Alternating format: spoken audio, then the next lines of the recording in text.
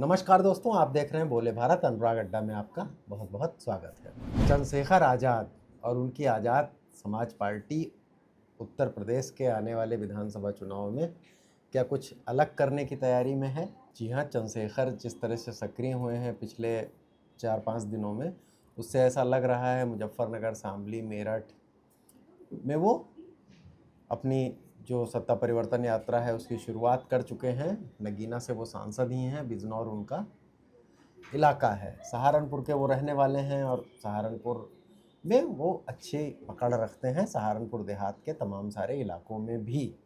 लेकिन अभी सबसे महत्वपूर्ण बात यह है कि वो फ़िलहाल लखनऊ आ रहे हैं। 13 से 18 जून के बीच में वो लखनऊ में रहेंगे, करीब 5 दिन लखनऊ में रहेंगे और उनकी पार्टी के प्रदेश कार्यालय ने जो प्रेस रिलीज़ जारी की है उसके मुताबिक इन 5 दिनों के लखनऊ प्रवास के दौरान वो उम्मीदवारों से साक्षात्कार करेंगे।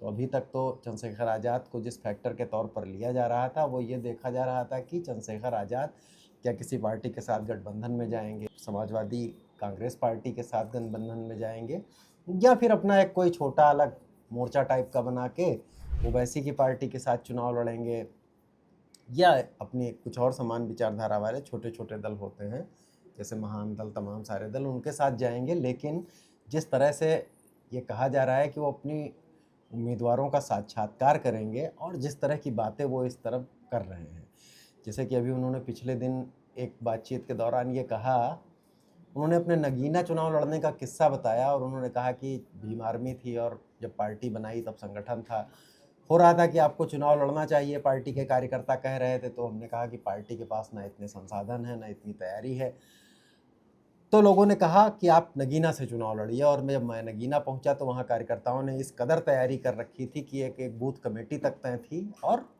नौजवान पूरे जोश में थे। और फिर मैं नगीना से वो चुनाव लड़े और फिर चुनाव जीते भी चंद्रशेखर।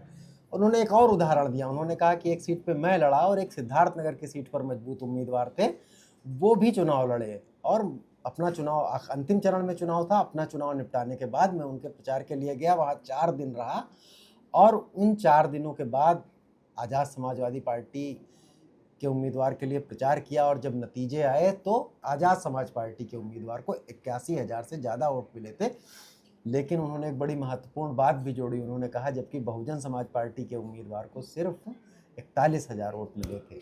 अब चंद्रशेखर ये बातें इस तरह की करने लगे हैं, बहुजन समाज पार्टी के जिक्र को वो अपनी बातचीत में काफ़ी लाते हैं। एएसपी आज़ाद समाज पार्टी वो अभी उसकी पहचान इतनी भर है, पूरी पहचान, उसका चेहरा, उसका ढांचा, सब कुछ चंद्रशेखर ही हैं। नगीना से वो सांसद हैं, वो उनकी पहचान है, दलित एक्टिविस्ट हैं और भीम आर्मी के सहारे वो पूरे देश में जाने जाते रहे हैं। लेकिन अभी उनके राजनीतिक संगठन, उनकी राजनीतिक पार्टी के चलने में शायद ही उनकी पार्टी के दूसरे पदाधिकारियों का लोग नाम भी जानते हैं। लेकिन 5 दिन लखनऊ में टिकट बांटने का क्या मतलब है? क्या उनके पास इतने टिकटार्थी हो गए हैं कि जिनका वो इंटरव्यू करें? एक सीट पर इंटरव्यू जैसी बात तो तब सामने आती है जब एक सीट पर कई दावेदार हों।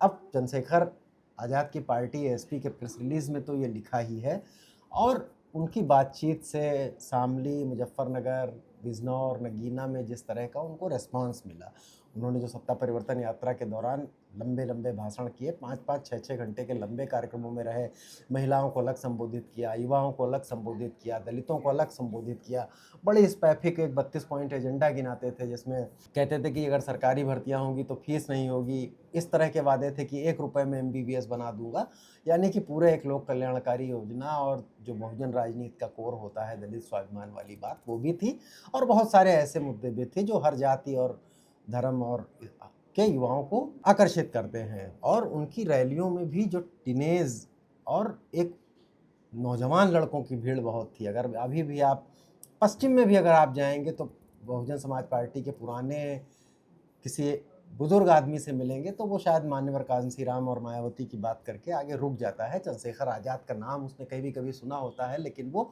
उनकी सियासत से उतना परिचित नहीं होता है। लेकिन चंद्रशेखर आज़ाद पश्चिमी उत्तर प्रदेश के जाटव युवाओं में ख़ास तौर से लोकप्रिय हैं और नगीना के चुनाव के दौरान ये भी देखा गया था कि वहाँ सभी पार्टियां लड़ रही थी। नगीना में बसपा भी चुनाव लड़ रही थी, समाजवादी पार्टी भी चुनाव लड़ रही थी, मुस्लिम वोटरों के पास कई सारे विकल्प थे, एक कन्फ्यूज़न भी था। जैसा कि होता है, लेकिन फिर भी ये देखा गया कि अगर मुसलमानों का एक बड़ा चंक चंद्रशेखर के साथ गया और उसमें सबसे बड़ा चंक नौजवान वोटरों का गया, नई उम्र के लड़कों का गया। बाकी कुछ लोगों ने ये शायद ये उम्मीद नहीं थी कि चंद्रशेखर चुनाव जीत लेंगे, तो वो कुछ अपना बसपा कुछ सपा के बीच में भले ही चले गए हों। तो युवाओं में जो उनकी लोकप्रियता है पश्चिमी उत्तर प्रदेश के उनके प्रभाव वाले क्षेत्र में, और अब जैसे उन्होंने सिद्धार्थनगर का उदाहरण दिया कि हमने एक अपने मजबूत कैंडिडेट को चुनाव लड़ाया था और उसके साथ ये जिक्र भी किया कि वहाँ हम बसपा से ज़्यादा वोट लाए थे। उससे ये साफ है कि चंद्रशेखर की राजनीतिक महत्वाकांक्षाएं कुछ जगी हैं। नगीना से सांसद होने के बाद उनका आत्मविश्वास भी बढ़ा है, और जिस तरह के जो उनके मेरठ बिजनौर में जिस तरह की उनकी सत्ता परिवर्तन यात्रा में भीड़ थी और जिस तरह की उसका इंतज़ाम था, उससे भी ऐसा लग रहा है कि उनके पास उन्होंने धीरे धीरे कुछ सोर्सेज से संसाधन भी जुटाए हैं। तो वो जाहिर है लखनऊ में इंटरव्यू कर रहे हैं। अभी ये बात तो नहीं मानी जा सकती कि अभी इतने टिकटार्थी हैं चंद्रशेखर के पास, ऐसी भीड़ है कि इंटरव्यू और स्क्रीनिंग की ज़रूरत पड़े, लेकिन इसके ज़रिए वो एक मैसेज देना ज़रूर चाह रहे हैं कि अब मैं पूरब में लखनऊ में भी एक्टिव हूँ और लखनऊ की सियासत में भी अपना खंबा गाड़ रहा हूँ। एक और कारण इसका माना जा सकता है, उनके अभी बीच में उनका जो कार्यक्रम जारी हुआ था कि बरेली में कार्यकर्ता सम्मेलन वगैरह करेंगे, फिर होते करते सत्ता परिवर्तन यात्रा लखनऊ पहुंचेगी। उसकी एक ये है कि अभी इंडिया गठबंधन की जो 8 तारीख को बैठक हुई उसमें राहुल गांधी और अखिलेश यादव की मुलाकात भी हुई है और अलग से भी उन्होंने बात की है। तो ये माना जा रहा है कि उत्तर प्रदेश में सीटों के बंटवारे को लेकर फैसला हो सकता है, फार्मूला सेट हो सकता है, और इस फार्मूले में छोटी पार्टियों के लिए एसपी जैसी जो आज़ाद समाजवादी पार्टियों के लिए क्या गुंजाइश होगी, शायद ये भी तय हो जाए।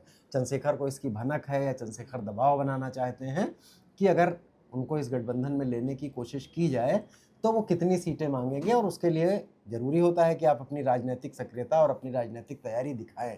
लखनऊ में उनकी पार्टियों के उम्मीदवारों का इंटरव्यू यही शायद संकेत कर रहा है। अब कांग्रेस समाजवादी पार्टी अलायंस में जाएंगे, ये लगभग अब तय लग रहा है। लेकिन और एक कांग्रेस में एक वर्ग बड़ा पैरोकार है, और वो वर्ग बहुत सारे पश्चिमी नेताओं का है। जैसे इमरान मसूद सहारनपुर के सांसद हैं, वो भी चाहता है कि चंद्रशेखर आज़ाद को, सपा की बात तो वो नहीं करते हैं कि मिल के कांग्रेस के साथ लड़ना चाहिए। वो उधर पश्चिम की सियासत को समझते हैं, नगीना में सफल हुए हैं अपने बलबूते पर चंद्रशेखर आज़ाद, और इमरान मसूद की भी सियासत ऐसी है कि वो जानते हैं कि कैसे समीकरणों के साथ वहाँ पर सीटें निकाली जा सकती हैं, लेकिन वो पूरे यूपी में पैनोरमिक तौर पर सफल होगा ये नहीं कहा जा सकता है।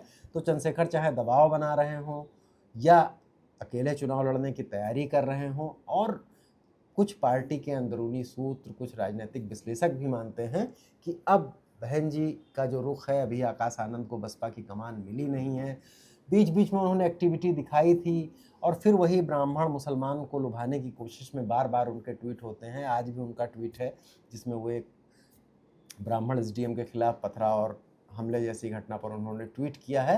तो चंद्रशेखर अब दलित पैरोकारी की बात ज़्यादा जोरदार तरीके से करने लगे हैं, और अब उनकी बातों में झलकने लगा है कि बहुजन समाज पार्टी शायद अब दलित समाज की बात नहीं उठा पा रही है, क्योंकि पहले हमेशा वो मायावती उनके ऊपर आक्रामक रहती थी और वो मायावती की हमेशा तारीफ करते थे, उनको सम्माननीय बताते थे, अपना प्रेरणा स्रोत बताते थे।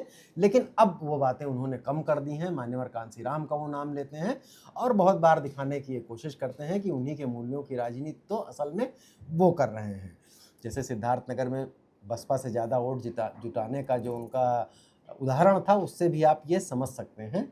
तो अब चंद्रशेखर लखनऊ में अपनी सियासत का खूंटा गाड़ने जा रहे हैं। वो अकेले चुनाव लड़ेंगे या किसी गठबंधन के साथ चुनाव लड़ेंगे, ये तो अभी भविष्य के गर्त में है, लेकिन ये बात तय है कि अब लखनऊ के जो राजनीतिक गलियारों में वो सीट शेयरिंग के फार्मूले, वोट बंटवारे और पावर के डिस्ट्रीब्यूशन की राजनीति होती है, उसमें उन्होंने अपनी दावेदारी ठोंक दी है। अब ये टिकटार्थियों के, अभ्यर्थियों के उम्मीदवार करते हैं, उसमें कितने लोग आते हैं, कैसा होता है, चंद्रशेखर आगे क्या रणनीति बनाते हैं, क्या वाकई उनके पास इतने चेहरे हैं कि वो पूरे 403 सीटों पर चुनाव लड़ सकें, ये तो देखने वाली बात होगी। लेकिन ये है कि चंद्रशेखर आक्रामक हैं, और अब वो फिलहाल अपने हफ्ते 10 दिन से वो जिस तरह की एक्टिविटीज़ कर रहे हैं, वो चुनाव लड़ते हुए दिख रहे हैं।